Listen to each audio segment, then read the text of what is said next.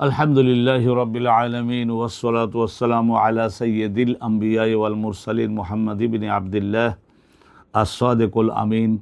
قال الله تعالى في القرآن المجيد وفي فرقانه الحميد أعوذ بالله من الشيطان الرجيم بسم الله الرحمن الرحيم ما آتاكم الرسول فخذوه وما نهاكم عنه فانتهوا صدق الله العظيم وصدق رسوله النبي الكريم ونحن على ذلك من الشاهدين والشاكرين والحمد لله رب العالمين। সম্মানিত দর্শক মণ্ডলীকে আন্তরিক মোবারকবাদ। আল্লাহ পাক রব্বুল আলামিন মানব জাতির উপরে যে হজ ফরজ করেছেন, ইবাদত ফরজ করেছেন, ইবাদতের মধ্যে মূল স্তম্ভ, মূল খুঁটি হলো পাঁচটা। এই মূল খুঁটির মধ্যে সর্বশেষ এবং সবচাইতে প্রকাশ্য যে ইবাদতটা সেটা হলো হজ্জে বাইতুল্লাহ। হজ্জে বাইতুল্লাহর মধ্যে তিনটা ফরজ আমল রয়েছে। একটা যদি ছুটে যায় তাহলে এবছরের জন্য আর হজ আদায় করা তার হলো না।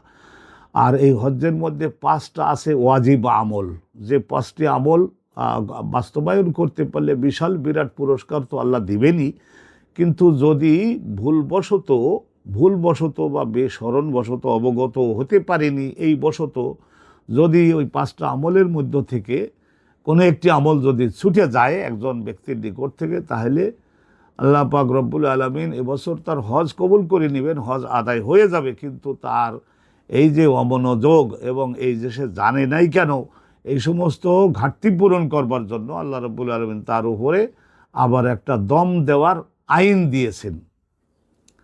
আর যদি দেখা যায় যে দম সে না দিতে পারে, হয়তো তার কাছে পয়সা নাই অথবা মক্কার বাজারে পশু পাওয়া গেল না, তাহলে তার জন্য 10 দিনে রোজা রাখবার আইন আল্লাহ পাক রব্বুল আলামিন তার জন্য দিয়েছেন। আজকের এই অনুষ্ঠানে এই পাঁচটা ওয়াজিব আমলের বিষয়ে সম্মানিত দর্শক মণ্ডলী আপনারা প্রয়াসী হচ্ছি, আল্লাহ রব্বুল আলামিন তৌফিক দান করুন। এই পাঁচটা ওয়াজিব আমলের মধ্যে একটা হলো, যেমন আগে আমরা বলেছি যে আরাফার মাঠে অবস্থান করাটা সেটা হলো কিন্তু ফরজ, কিন্তু সেখান থেকে ফিরে আসবার পথে মিনার মাঠের দিকে বা মক্কার দিকে ফিরে আসবার পথে মুজদালিফা নামক আর একটা মাঠ সেখানে আছে, এই মুজদালিফার মাঠ।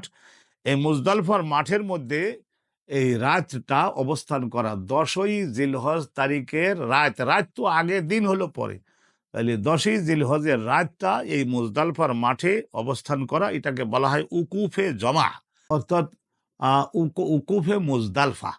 এ মুজদালিফা শব্দের অর্থই হচ্ছে যে উকুফে জমা। এই মুজদালিফা তো মুজতামা, একত্রিত হওয়ার যোগ্য স্থান। তো সব হাজিরা এখানে ফাঁকা মাঠের মধ্যে রাতে তারা সকলে একটা বিছানা বিছিয়ে তারপরে মাগরিবের নামাজ এখানে পড়বার ইশারক্তের মধ্যে প্রবেশ করিয়ে দিয়ে তারপরে আসবার সময় তো মাগরিব তো রাস্তায় সময় চলে যায়, তো সেখানে আজানও দিতে হয়, অনুরূপভাবে একামাত দিতে হয় জামাতের সঙ্গে, তিন রাকাত ফরজ নামাজ, তারপরে আবার একামাত দিয়ে সেখানে আবার ঈশার নামাজ 2 রাকাত কসর করে আদায় করতে হয় এবং সেখানে বাকি রাতটা অবস্থান করতে হয় এবং আল্লাহ রাব্বুল আলামিন এর জিকির, আল্লাহর দয়া এবং আল্লাহর রহমত সমূহকে গভীরভাবে স্মরণ করে আল্লাহর মহিমা ঘোষণা করার মাধ্যমে, আর যতটুকু না ঘুমাইলে দেহ সক্ষম হচ্ছে না তাহলে ঘুমাতেও পারবেন, উকুফে জমা এই হলো একটা ওয়াজিব আমল। যদি কোনো একজন ব্যক্তি আরাফার মাঠ থেকে বের হয়ে সোজা মক্কায় বা মিনার তাঁবুতে, এসি ছাড়া তাঁবুতে চলে গেল, মুজদালিফার মাঠে অবস্থান করেনি, তাইলে তাকে একটা দুম্বা আবার অতিরিক্ত জবাই করে দিয়ে তারপর মক্কার অভাবী লোকদের মাঝখানে গোশত খাওয়াইয়ে দিলে আল্লাহ ক্ষমা করে দিবেন। তা উকুফে মুজদালিফা এইটা গেল একটা। ওয়াসাইয়ু বাইনা সাফা ওয়াল মারওয়া, আর মক্কা শরীফে কাবাঘর আপনারা দেখবেন বা দেখেছেন, কাবাঘরের এখানে যে হাজরে আসওয়াদ পাথরটা, তারপরে একটু ডান পাশে হজরতে ইব্রাহিম পয়গম্বরের দুখানি বরকতি পায়ের ছাপযুক্ত ওই পাথরটা মাকামে ইব্রাহিম। অনুরূপ তার একটু পূবের পাশে আসলে জমজম কুম বেএরে জমজম কূপটা, আলহামদুলিল্লাহ। তা এরপরে আর একটু পূবের দিকে আসলে এখানে দেখা যায় যে সাফা নামক একটা পাহাড় আর মারোয়া নামক আর একটা পাহাড়।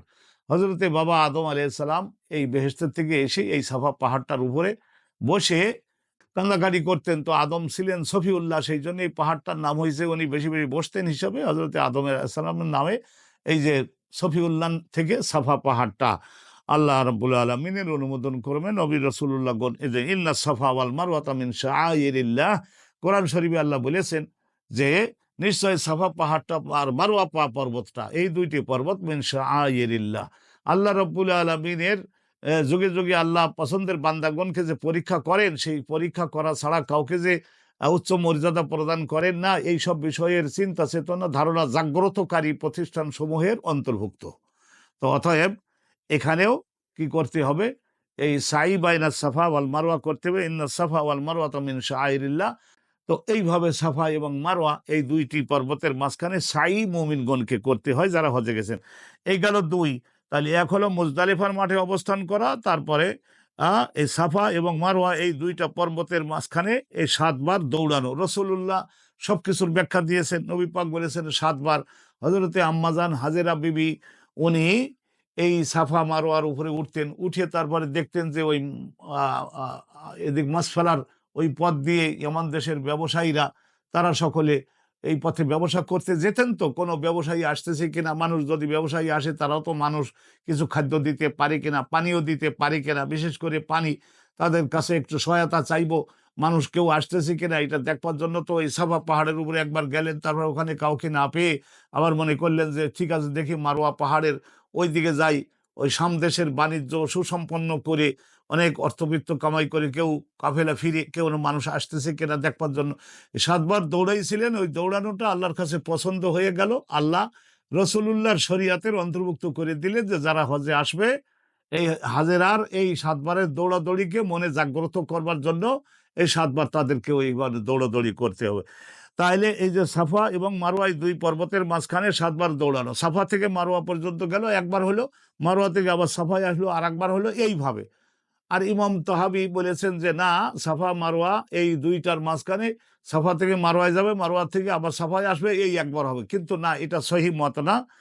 যদিও ইমাম তাহাবি রহমতুল্লাহ হানাফি মযহাবের একজন আলেম, কিন্তু এইটা লক্ষ লক্ষ সাহাবায়ে কেরাম যেভাবে করেছেন এটা বিখ্যাত একটা বর্ণনা। 3 নম্বরের ওয়াজিব যে আমলটা রমিউল জেমার, জামরাতুন শব্দের বহুবচন জেমার, আঙ্গুলের ছোট আঙ্গুলের এই যে অগ্রভাগ, এই আঙ্গুলের মাথা এইরকম ছোট ছোট সাইজের পাথর, এইটা 7টা নিয়ে প্রথম দিনে 7টা নিক্ষেপ করতে হয় এই বড় শয়তানটাকে। আর এই দ্বিতীয় দিনে 11 তারিখ 12 তারিখ 3টা শয়তানকে, ছোট শয়তানকে, মেজো শয়তানকে আর বড় শয়তানকে, 3 শয়তানের এই জায়গায় 7 7 7। তাহলে প্রথম দিন হলো 7টা পাথর, আর দ্বিতীয় দিন হলো 7 7 7, 3 7 21, আর শেষের দিন অনুরূপভাবে 7 7 7, ছোট থেকে শুরু করে বড়র মধ্যে গিয়ে শেষ করতে হবে। তো অনুরূপভাবে রমিউল জেমার, এই যে পাথর নিক্ষেপের মাধ্যমে আল্লাহ রব্বুল আলমিনের নির্দেশ এক রকমের, আর এখানে আত্মীয় স্বজন বলছে অন্যদিকে যেতে, সন্তানাদি বলছে অন্যদিকে যেতে।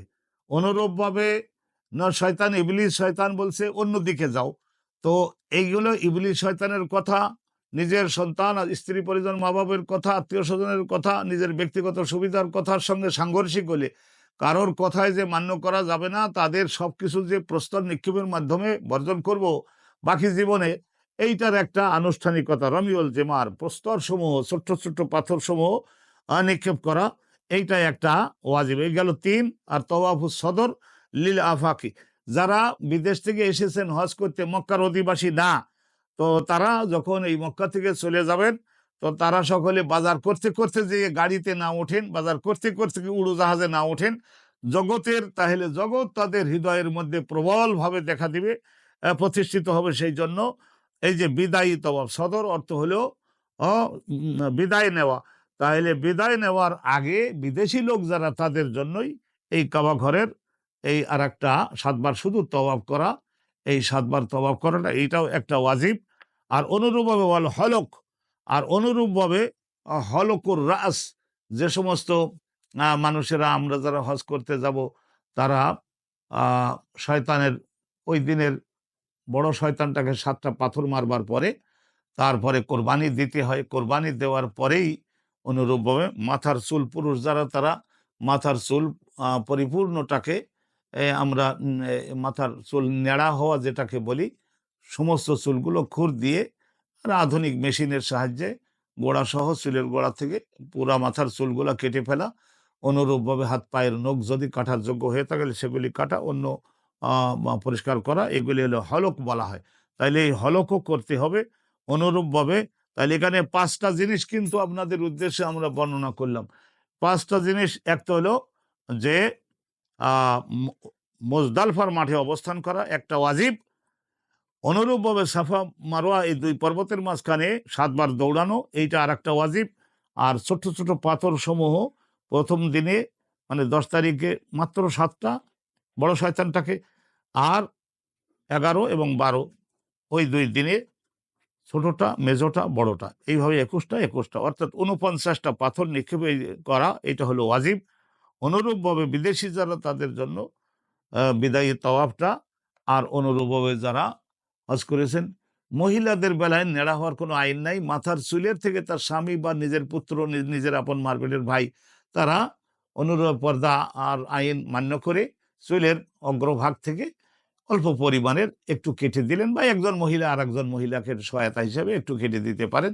অনুরূপভাবে যদি দেখা যায় যে ওখানে এই সমস্ত কাজ করে দেওয়ার জন্য পারিশ্রমিক গ্রহণ করে কোনো মহিলাদের সেবায় যদি নিয়োগ প্রাপ্ত থাকে, তাহলে তাকে দিয়েও 5 রিয়াল তাদেরকে দিয়ে এই কাজটা করিয়ে নেওয়া যেতে পারে।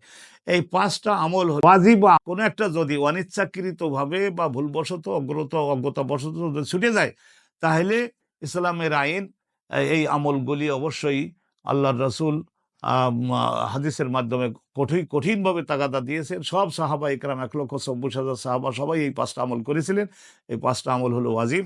এই 5টা আমল, এক একটা আমল যখনই করবেন কি পরিমাণে পুরস্কার পাবেন সেটা আজকের অনুষ্ঠানে না, অন্য অনুষ্ঠানে আমরা আপনাদের উদ্দেশ্যে ইনশাল্লাহ আলোচনা করব।